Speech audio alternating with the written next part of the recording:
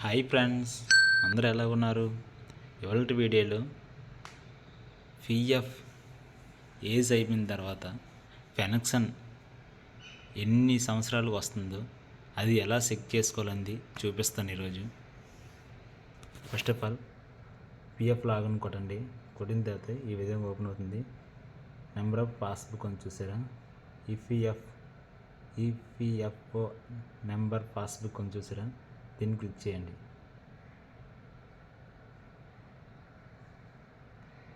ఈ విధంగా ఓపెన్ అవుతుంది. ఇక్కడ మీ UAN number, password and captcha enter చేసి సైన్ ఇన్ అవ్వండి. నెక్స్ట్ పేజ్ ఈ విధంగా ఓపెన్ అవుతుంది.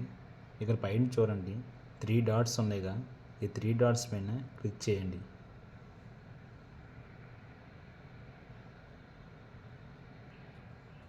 ఈ విధంగా ఓపెన్ అవుతుంది. కిందకు వస్తే చూడండి,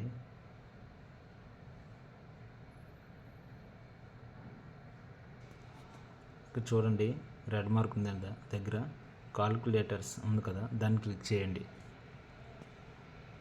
క్లిక్ చేసిన తర్వాత ఈ విధంగా ఓపెన్ అవుతుంది. 3 లాస్ట్లో పెన్షన్ కాల్కులేటర్ ఉంది కదా, దాన్ని క్లిక్ చేయండి. ఈ విధంగా ఓపెన్ అవుతుంది. చూడండి, ఇక్కడ చూడండి 5/3/2050 ఈ పర్సన్కి ఈ సంవత్సరానికి పెన్షన్ ఎలిజిబుల్ అవుతుంది అన్నమాట. ఏజ్ 58 సంవత్సరాలు. 58 సంవత్సరాలకి పెన్షన్ ఎలిజిబుల్ అవుతుంది అనమాట. 58 సంవత్సరాల తర్వాత పెన్షన్ పెట్టుకోవచ్చు.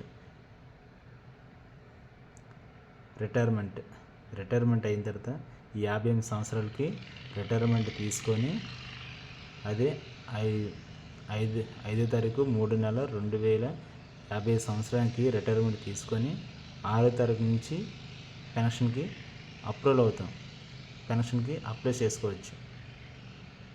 అలాగే కిందకు వస్తే కాల్కులేటర్ అని చూసారు కిందనే, అది క్లిక్ చేయండి.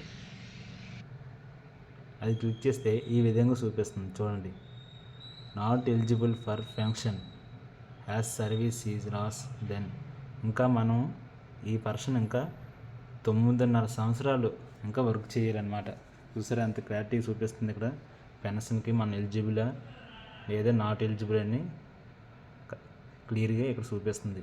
ఈ విధంగా మీరు పెన్షన్కి ఎలిజిబులా నాట్ ఎలిజిబులా అని ఈ విధంగా చెక్ చేసుకోవచ్చు. ఎవరికైనా ఈ ఇన్ఫర్మేషన్ తెలియకపోతే తెలియజేయండి, షేర్ చేయండి ప్లీజ్, దయచేసి. ఈ వీడియో మీకు నచ్చినట్లయితే సబ్స్క్రైబ్ చేసుకోండి, అలాగే ఒక లైక్ కూడా చేయండి.